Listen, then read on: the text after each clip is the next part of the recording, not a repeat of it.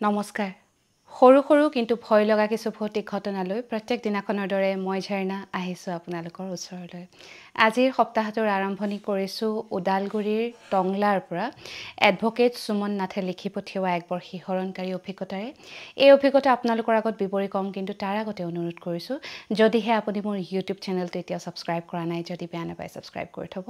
ইনষ্টাগ্ৰামত থকা একাউণ্টটো ফ'ল' কৰিবলৈ নাপাহৰিব আৰু ফেচবুকত যদি চাই আছে অথচ মোৰ পেজটো ফ'ল' কৰা নাই অনুৰোধ কৰিছোঁ যাতে ফ'ল' কৰি থয় এতিয়া আগবাঢ়িছোঁ সুমনৰ অভিজ্ঞতাৰ ফালে তেওঁৰ এই অভিজ্ঞতা 2017 চনৰ তেওঁ ঘৰ টংলাত কিন্তু তেওঁ এজন আইনৰ ছাত্ৰ আৰু টংলা চহৰত তেতিয়া আইন মহাবিদ্যালয় নাছিলে কাৰণে তেওঁ মংগলদৈত পঢ়িছিলে আৰু 2017 চনত তেওঁৰ পৰীক্ষা চলি আছিলে এদিনাখনৰ কথা তেওঁৰ পিছবেলা পৰীক্ষা থাকে এটা 1:30 মান বজাৰ পৰা পৰীক্ষা গতিকে তেওঁ প্ৰায়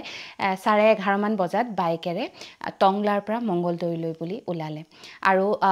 তেওঁ যেহেতু দূৰত্ব প্ৰায় 33 কিলোমিটাৰ গতিকে তেওঁ সময় অলপ হাতত লৈ ওলাইছে আৰু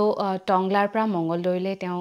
বাইকেৰে গৈ আছে ৰাস্তাটো বৰ ধুনীয়া বাইকৰ স্পীড 40-50তকৈ বেছি দিয়া নাই আৰু তেওঁ এটা বৰ সুন্দৰ হেনো হিন্দী গান গুণগুণাই গৈ আছে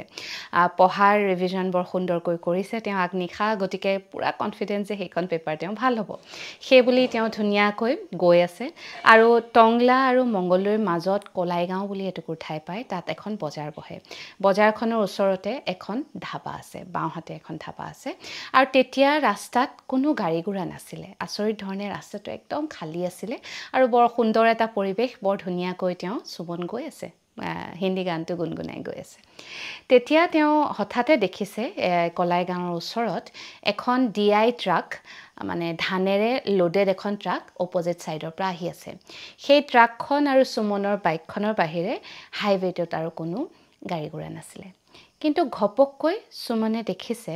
ট্ৰাকখনৰ পিছফালৰ পৰা এখন মাৰুতি 800 ট্ৰাকখন ওভাৰটেক কৰিছে আৰু মানে দ্ৰুত গতিত আহিছে বিৰাতে বেছি স্পীডত আহিছে আৰু সেই গাড়ীখন অহাৰ লগে লগে সুমনে থতমত খাইছে আৰু নিজৰ অকণ বেলেন্স হেৰুৱাৰ দৰে হৈছে আৰু তেওঁ ধাবাখনৰ ফালে মানে বাইকখন পথাৰলৈ নমাই দিছে যাতে তেওঁৰ ডাঙৰ একো দুৰ্ঘটনা নহওক মাৰুতি 800খন ইমানেই বেছি স্পীডত আহিছিলে আৰু সেই গাড়ীখনৰ মানে বিৱৰণটো যেতিয়া তেওঁ লিখিছে তেতিয়া ময়ো দুবাৰ ভাবিবলৈ মানে বাধ্য হৈছে তেনেকুৱা এখন গাড়ী কোনোবাই মানে ৰাস্তাত চলিব পাৰে নেকি গাড়ীখন একদম জ্বলি মানে জহি খহি যোৱা যেন গাড়ীখনত জুই লাগিছে জুইৰ পৰাহে ওলাই আহিছে মানে জকাটোহে আছে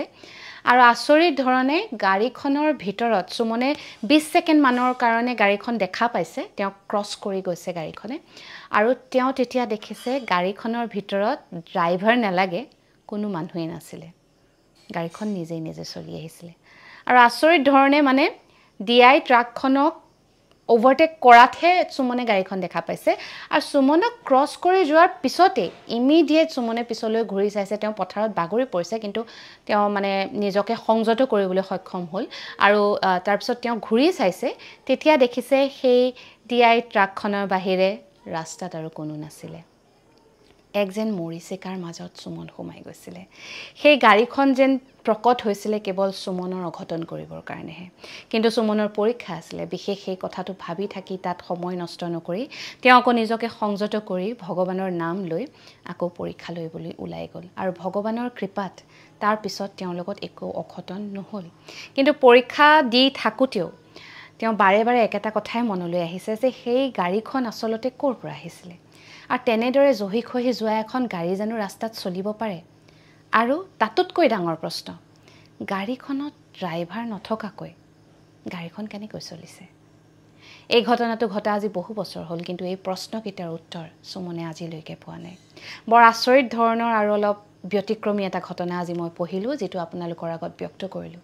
এনেকুৱা ঘটনা আপুনি কেতিয়াবা শুনিছে নেকি হাইৱেত এনেকুৱা বহুত ঘটনা ঘটে